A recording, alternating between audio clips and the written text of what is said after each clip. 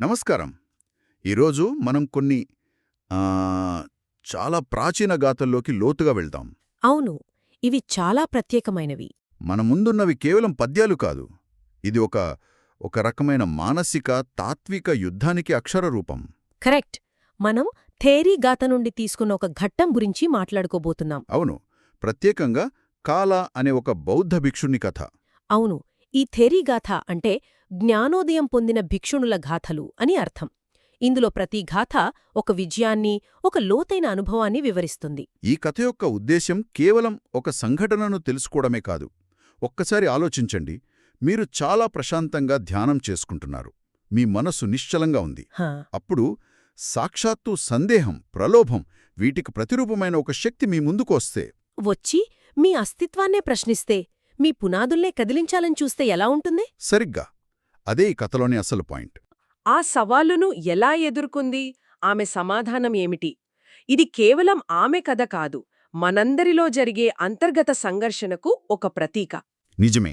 అయితే ఈ గాథాల్లోకి పూర్తిగా వెళ్లే ముందు అసలు ఈ కాలా ఎవరు, ఆమె నేపథ్యమేమిటి? ఆ అంత శక్తివంతమైన సవాలుని ఎదుర్కొనే స్థాయికి ఆమె ఎలా చేరుకుంది? మనకు లభించిన ఆధారం ప్రకారం కాలా ఒక ఉన్నత బ్రాహ్మణ కుటుంబంలో పుట్టింది. ఓకే. నాలక అనే గ్రామంలో. ఆమె తండ్రి వంగంత, తల్లి రూపసాలి. అంటే మంచి సంపన్న కుటుంబం, మంచి నేపథ్యం. ఆమెకు తోబుట్టువులు ఉన్నారు. ఆమెకు ఉపకాల, శీసుపకాల అనే ఇద్దరు చెల్లెలు కూడా ఉన్నారు. ఇక్కడే కథలో ఒక ముఖ్యమైన మలుపుంది. ఈ ముగ్గురు అక్కచెల్లెళ్ళు కేవలం సాధారణ మహిళలు కాదు కదా. అస్సలు కాదు. వాళ్ల సోదరుడు బౌద్ధ చరిత్రలోనే అత్యంత ప్రముఖులలో ఒకరు. ధర్మసేనాపతిగా పిలువబడే సారిపుత్రుడు. అవును, అది చాలా కీలకమైన విషయం. తన సోదరుడు సారిపుత్రుడు బుద్ధుని మార్గాన్ని అనుసరించి ప్రవ్రజించినప్పుడు అది ఆయన కుటుంబంపై చాలా పెద్ద ప్రభావాన్ని చూపింది. ఊహించగలను. ఆయన నుండి ప్రేరణ పొంది ఈ ముగ్గురు సోదరీమణులు కూడా వాళ్ళు సాంసారిక జీవితాన్ని విడిచిపెట్టి భిక్షుణీ సంఘంలో చేరారు. అంటే వారి కుటుంబంలో ఒక రకంగా ఒక ఆధ్యాత్మిక విప్లవం వచ్చినట్లే. చెప్పాలంటే అలాగే. అయితే కేవలం సంఘంలో చేరడమే కాదు, వారు చాలా త్వరగా ఉన్నత స్థానాలను చేరుకున్నారని కూడా మన ఆధారం చెబుతోంది. నిజమే. వారు చాలా తక్కువ కాలంలోనే అర్హత ఫలం సాధించారు. అంటే జ్ఞానోదయం పొందారు. వావ్, అంత త్వరగానా? అవును. ఇది వాళ్ల అసాధారణమైన ఆధ్యాత్మిక పరిపక్వతకు, ఆ సంకల్ప బలానికి నిదర్శనం. వాళ్ళు కేవలం అనుసరించడమే కాదు, ఆ మార్గాన్ని పూర్తిగా ఆకళింపు చేసుకున్నారు. ఓకే, ఇప్పుడు చిత్రం స్పష్టంగా ఉంది. కాల అంటే అప్పటికే జ్ఞానోదయం పొందిన, ఎంతో ఉన్నత ఆధ్యాత్మిక స్థితిలో ఉన్న ఒక భిక్షుని. అవును. ప్రశాంతతకు, స్థిరత్వానికి ఆమె ఒక ప్రతిరూపం. మరి అంతటి ఉన్నత స్థితిలో ఉన్న ఆమెను సవాలు చేయడానికి ఎవరు వచ్చారు? ఇక్కడ్నుంచే అసలు కథ మొదలవుతుంది కదా. ఆమె దగ్గరికి మారుడు వచ్చాడు. మారుడు. బౌద్ధ సాహిత్యంలో ఈ పేరు పదే పదే వస్తోంది. మారుడు అంటే బయట ఎక్కడో కొమ్ములతో ఉన్న రాక్షసుడు కాదు కదా. కాదు. మన మెదడులోనే తిష్టవేసుకుని కూర్చున్న ఆ సందేహం, ఆ సోమరితనం, ఇది నీ వల్ల కాదులే అని చెప్పే ఆ స్వరమే మారుడు అంటారు. మీరు చెప్పింది అక్షరాలా నిజం. మారుడు అంటే ప్రలోభం, అడ్డంకి, మృత్యువు, ఇంకా పునర్జన్మ చక్రంలో బంధించి ఉంచే మానసిక శక్తులన్నిటికీ ప్రతీక. బుద్ధుణ్ణి కూడా సవాల్ చేశాడు కదా. అవును. జ్ఞానోదయానికి ముందు ఆయనను కూడా సవాలు చేశాడు. ఇప్పుడు ఆయన శిష్యురాలైన కాలావంతు వచ్చింది. మారుడి వచ్చి ఆమెను సూటిగా కొట్టలేదు, చాలా తెలివిగా ఒక ప్రశ్న రూపంలో దాడి చేశాడు. అవును. మన ఆధారంలో ఆ ప్రశ్న ఇలా ఉంది: నీవు ఎవరి శాసనంలో ప్రవ్రజించావు? నిన్ను చూస్తే ఒక సన్యాసినిలా ఉన్నావు, కాని ఏ సిద్ధాంతాన్ని ఇష్టపడవు. ఇలా దారి తప్పిన దానిలా ఎందుకు జీవిస్తున్నావు అని. ఈ ప్రశ్న వినడానికి చాలా అమాయకంగా ఉంది, కాని దీని వెనక చాలా లోతైన ఉచ్చుంది కదా. అద్భుతంగా పట్టుకున్నారు. ఇదొక మానసిక దాడి. మారుడు ఆమెను నీ సిద్ధాంతమేంటి అని అడగట్లేదు. కాదు. అతను పరోక్షంగా అంటున్నదేంటంటే, ప్రపంచంలో ఎన్నో సిద్ధాంతాలు, ఎన్నో దృష్టులున్నాయి, నువ్వు దేనినీ అనుసరించడం లేదు. అంటే నువ్వు ఎటూ చెందని దానివి. నీకొక గుర్తింపు లేదు, నీ మార్గం అర్ధరహితమన్నట్టు. సరిగ్గా. ఒక రకంగా ఆమెలో ఆత్మసందేహాన్ని సృష్టించి ఆమె పునాదిని కదిలించే ప్రయత్నం. అంటే ఒక అభిప్రాయాన్ని గట్టిగా పట్టుకోకపోతే నువ్వు బలహీనురాలివి అని ముద్ర వేసే ప్రయత్నం. చాలా సూక్ష్మమైన, ప్రమాదకరమైన ఎత్తుగడ. అవును. మరి దీనికి కాల ఎలా స్పందించింది? ఆమె గందరగోళానికి గురైందా? ఏమాత్రం లేదు. ఆమె సమాధానం చాలా ప్రశాంతంగా, స్థిరంగా, ఇంకా చాలా శక్తివంతంగా ఉంది. ఓ ఆమె సమాధానం బౌద్ధ తత్వశాస్త్రానికే ఒక గొప్ప వ్యాఖ్యానంలా ఉంటుంది. మొదట ఆమె మారుడి ప్రశ్నను అస్సలు పట్టించుకోకుండా తన స్థితిని వివరిస్తుంది. జ్ఞానంతో ఇంద్రియాలను అనుభూతి చెంది, సంస్కారాలన్నీ క్షయం చేసుకుని సుఖవంతమైన శాంతిపదాన్ని పొందాను అని చెబుతుంది. వావ్! అంటే నువ్వు అడుగుతున్న ప్రశ్న నా స్థాయికి సంబంధించింది కాదు, నేను ఇప్పటికే ఒక ఉన్నత స్థితిలో ఉన్నాను అని పరోక్షంగా చెబుతోంది. అవును, ఆమె తన స్థిరత్వం నుంచే మాట్లాడుతోంది.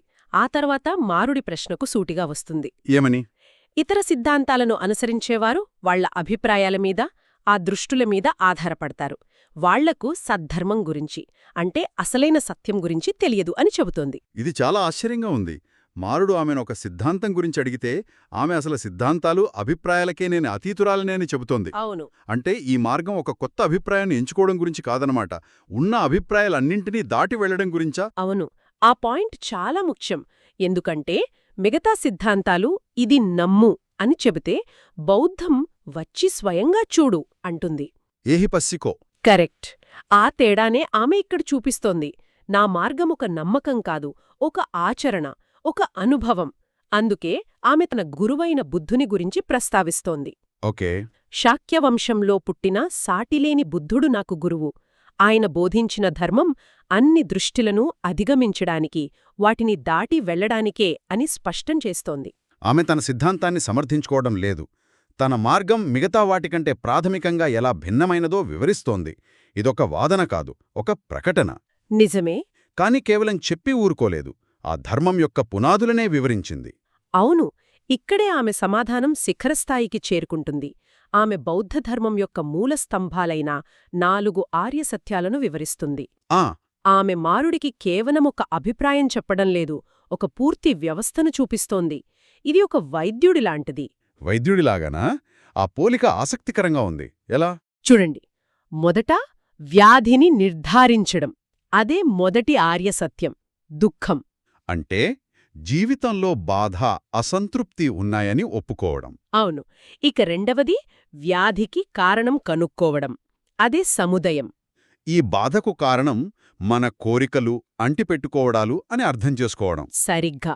మూడవది వ్యాధి నయమవుతుందని భరోసా ఇవ్వడం. అదే నిరోధం. అంటే ఈ బాధను పూర్తిగా అంతం చేయడం సాధ్యమేనని తెలుసుకోవడం. ఓకే. చివరిగా 4వది చికిత్స. అవును, మందులివ్వడం. అదే మార్గం.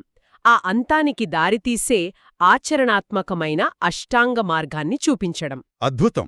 అంటే మారుడు నీ సిద్ధాంతం ఏంటి అని ఒక చిన్న రాయి విసిలితే కాలా ఏకంగా ఒక పర్వతాన్నే అతడి ముందు పెట్టింది. అవును. ఆమె అతనికి ఒక అభిప్రాయం చెప్పడం లేదు, బాధ యొక్క పూర్తి రోగ నిర్ధారణ, చికిత్సా ప్రణాళికను వివరిస్తోంది. ఇది కేవలం పుస్తక జ్ఞానంలా అనిపించడం లేదు. అందుకే ఇది చాలా శక్తివంతమైనది. ఆమె ఆ సిద్ధాంతాన్ని వివరించిన తర్వాత వెంటనే దాన్ని తన వ్యక్తిగత అనుభవంతో ముడిపెడుతుంది. ఎలా? నేను బుద్ధుని ఉపదేశాన్ని విని ఆయన శాసనాన్ని అనుసరించాను. 3 విద్యలను పొందాను. బుద్ధ శాసనాన్ని పూర్తి చేసుకున్నాను.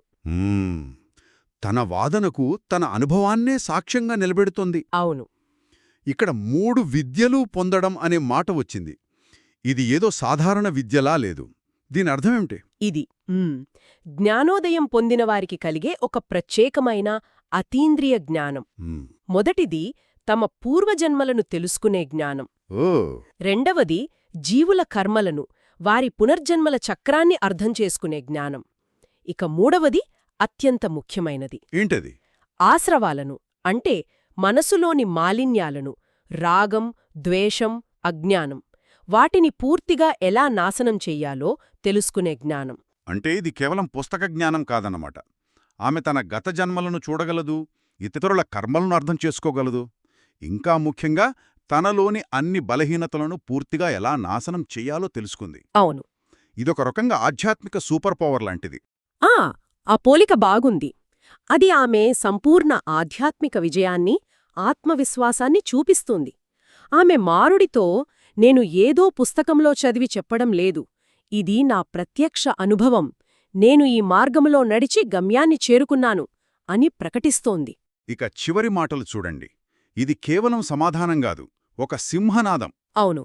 ఆమె మారుడిని సూటిగా సంబోధిస్తూ, రాగంతో కూడిన ఆనందాన్ని నాశనం చేశాను, అజ్ఞానమనే చీకటిని చీల్చివేశాను. ఉమ్, ఓ పాపిమారుడా, ప్రాణాంతకుడా, నా చేతుల్లోనే నీ అంతముందని తెలుసుకో అంటుంది. ఇక్కడామె భయపడటం లేదు, ఎదురుదాడి చేస్తోంది. అవును.